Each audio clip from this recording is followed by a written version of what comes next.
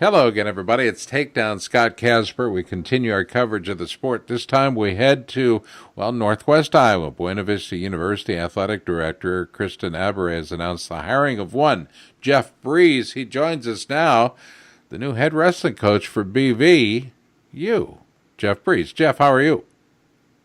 I'm doing great. I'm very, very excited. Can't wait to get out to Storm Lake and get started on a lot of things. It's a great community there, and I can't wait to be a part of it. This has been a position that's been held by a lot of really good people, most notably and most recently, Savon Cole. He was there for 6 years. What attracted you to the position in the first place?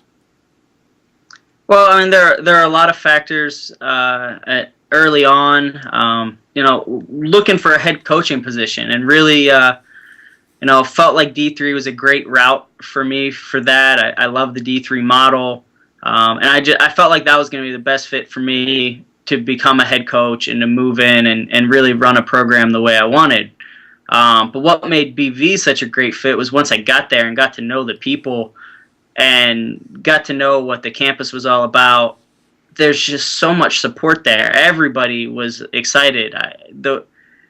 Down to the point that the waitress at the restaurant when I was there for my interview knew that there was a wrestling coach in town and that he was interviewing. And it's just such a cool place. There's so many wrestling programs out there that aren't getting support and that they don't get community support. Nobody really knows the day-to-day grind and what you're accomplishing.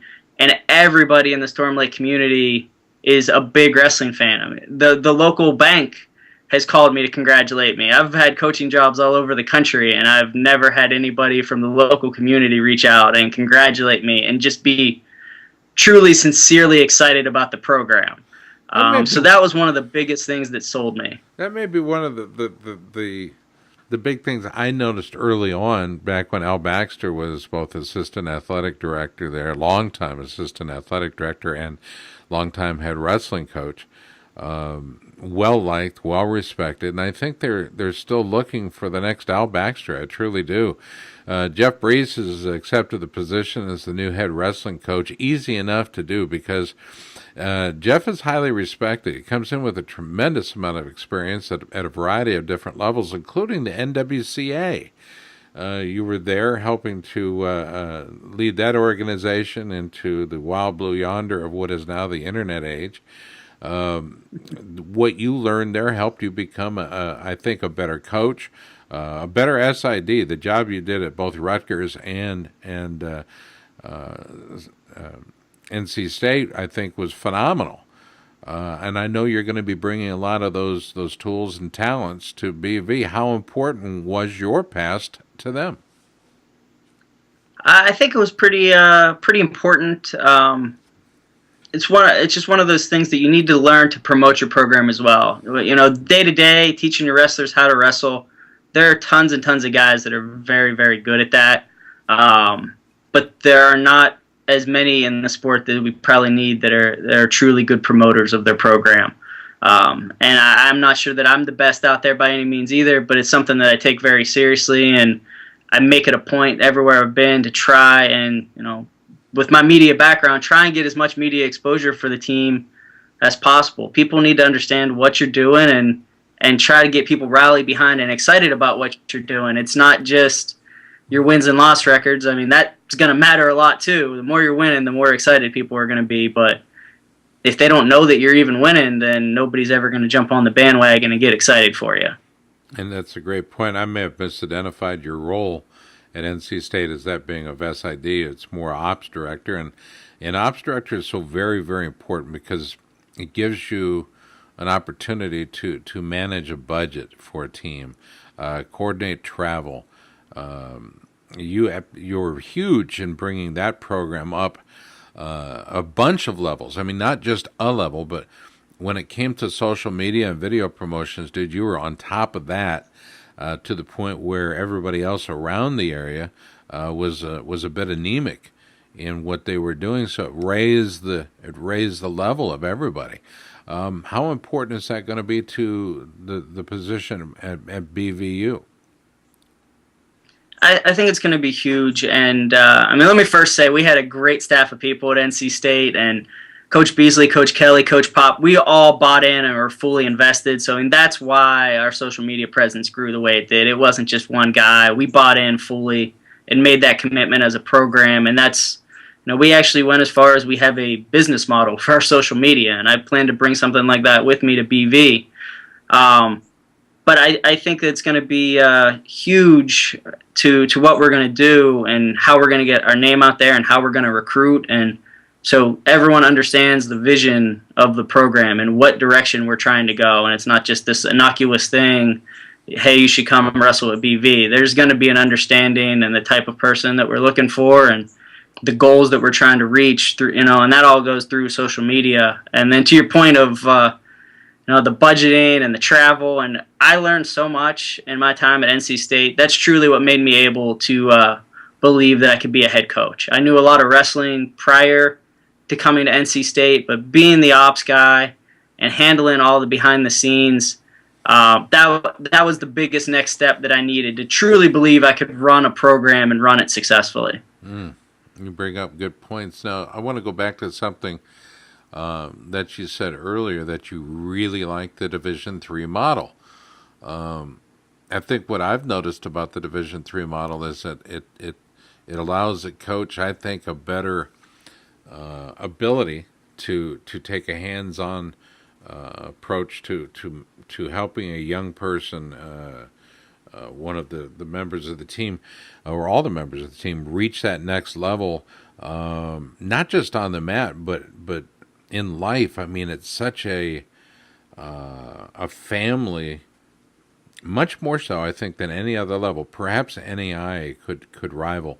But there's such a wonderful camaraderie between coaches and athletes and the athletic department that it's truly hard to describe unless you experience it. Agree or disagree? No, I completely agree. And I've spent some time at some smaller schools as I was working my way up to the Division I level, and I've always known that I love that community sense of a smaller school. You get to know everybody on campus, and you have a true relationship with everybody from admissions to the president of the university to the professors. The great academic institutions I've been at, I know very few professors at the larger schools. I already know 3 professors on the campus of BV, and I think that's great that you can be so truly involved in the whole development of the athlete, not just what they do on and off the mat or on the mat, but what you can be involved in their academics. You can get to know them and get to know their family even better than you can at the Division I level. And I mean, everywhere I've been, you try very hard to do that, but when you have that built-in sense of community and that small group, like support group that's around you at all times, you're able to get to know everybody a little bit better and get to truly make a little bit bigger of a difference in their life, I think. I think your new director of athletics there, Aberray, said it best, and they look at it as a holistic development of the student athlete. And boy, I tell you what, that's boiling it down to a nutshell for me. I like I like the idea where you can really help direct a young person's life. I really do, because that's one of the things they're really looking for. A lot of them don't know that they are, but a good coach, a hands-on coach, can truly identify that, especially when they seem to be twisting in the wind a bit. Yeah, I've had some great coaches along the way that have helped guide me and point me in the right direction as well. And I know personally as a coach, I think probably the most satisfying athletes aren't even always the guys that are going out winning national championships for you or perennial All-Americans. It's the kid that wasn't really sure what his life goal was when he got to college. He was there. All right, I'm here, now what? And you can help make that difference and guide them into a career and, just as a whole, make them a better person, make them grow into a man. That I think is probably the most gratifying when you look back on. I mean, my coaching career isn't that long yet, but even I have 5, 6, 7 examples of that, of kids that I know made a pretty big difference in their development as a person. And I think that's the most important part of what you're going to do as a coach, and that's more going to be your legacy And if you can do that and put up a whole bunch of wins, then you have a really great legacy going for you. Boy, you know what? You just nailed it. But you also said another thing: life goals, and life goals are ever changing.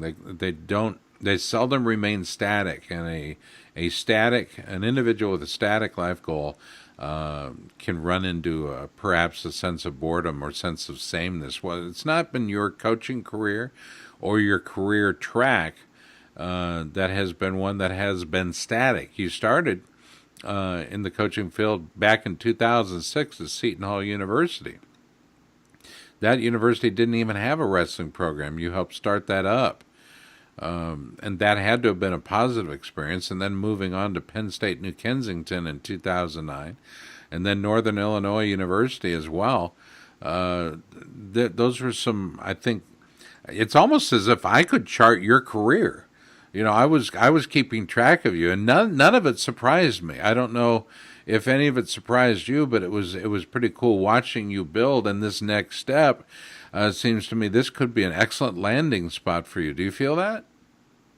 I do. And I wouldn't have taken a head coaching job, honestly, if I didn't think that I was ready. And from day one, that has always been the plan. From the time I stepped on campus at Seton Hill and Greensburg, I knew that this was going to be the goal. Now, be honest with you, I'm not sure that I knew that I would achieve it by 30 years old. I thought I might be trying to achieve that goal a few more years down the road, but I've gotten a lot of great opportunities and some really great coaches that have taught me, like as bosses, the way to do it, the way to be a professional about it. And I think that's the reason that I'm in the position at 30 years old instead of 40 years old is I've had a lot of great guidance and great models to follow, and they've made me, you know, a pretty good professional, at least in my humble opinion. Right. You know, I'm doing the right things and I'm ready to run a program. So I mean, a lot of the credit goes to those guys.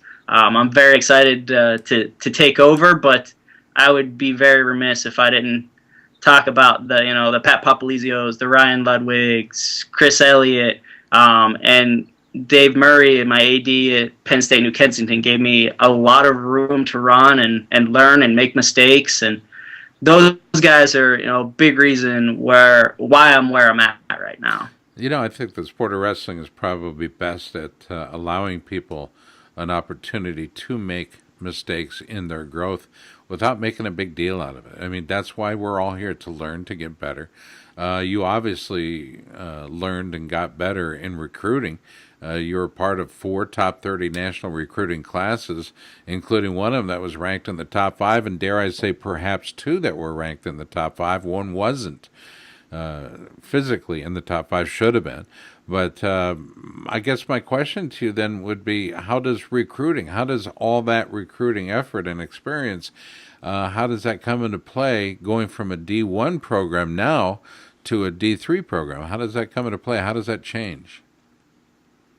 It honestly doesn't change all that much in my mind. You know, certainly I'm probably not going to be in the running for the next David Taylor, and I truly understand that, and that's fine.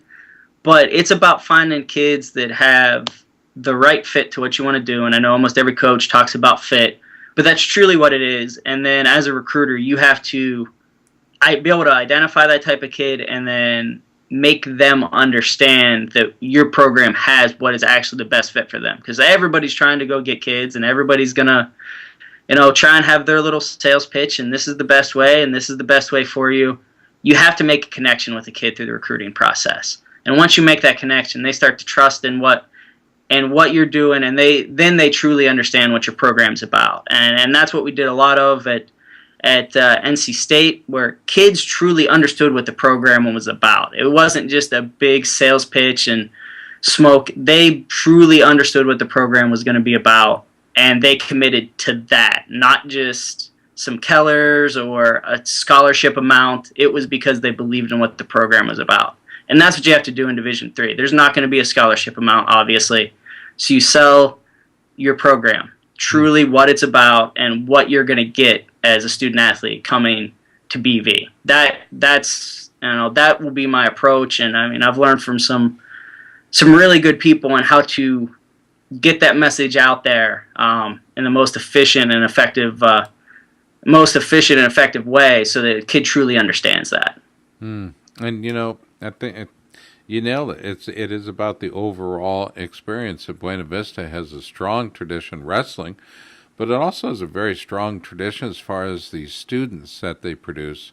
The end result is very positive, both for the students and the families, because you are serving all of them, not just the student athlete. I want to go and perhaps finish here from Claysville, PA. You ended up at North Carolina State University, where you graduated, and then ended up back there as an employee.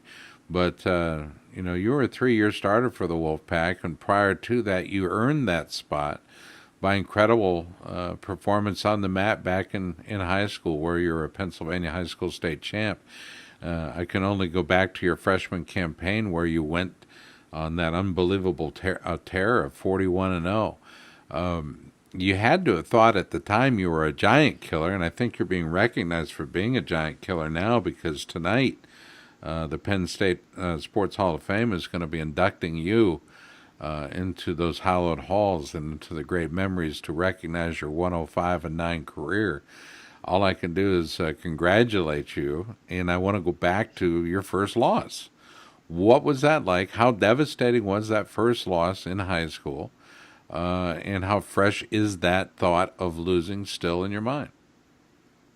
I had a coach one time tell me, you very rarely remember the matches that you win, but you never forget your losses. And I'll never forget my first loss. I actually had torn my ACL playing soccer in the fall for my high school team, and I was dumb enough to think that I could wrestle my high school season with a knee brace and a torn ACL.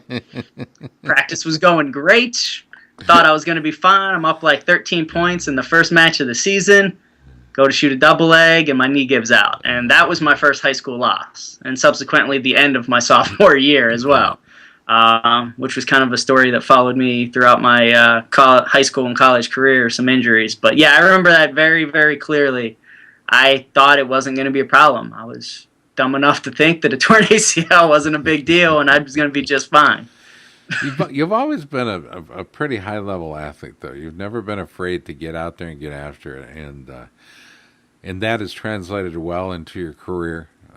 It's always been a joy and a pleasure to work with you. I can only tell you that, and you wrestling fans out there and you folks at Buena Vista, you're getting a hell of a great guy.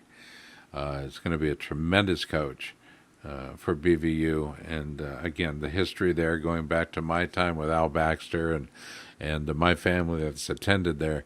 It's a very special place, a place that will allow you a tremendous sense of growth and accomplishment. But Jeff Breese is the new head coach for Buena Vista, and I'm looking forward to it. There are multiple ways to say BVU, right? There's multiple ways to say Buena Vista. Yes. Have you been counseled?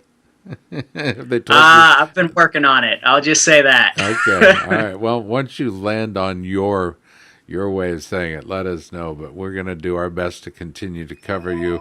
You're going to be starting your position when? Is it August 1?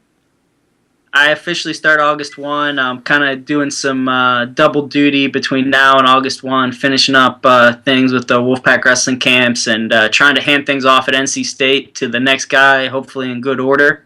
And then August 1, I'll be full-fledged into trying to build up the Beaver Nation and hopefully getting some guys ready to make a trip to Hershey next year for the NCAA tournament.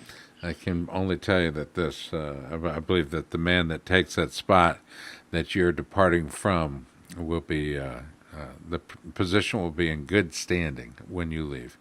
Congratulations, Jeff. I'm looking forward to seeing you here in Iowa and spending as much time as we can to assist and to report on the reemergence of your program as it's under your tutelage. So good job out of you. Congratulations. Thank you, Scott. Really appreciate it.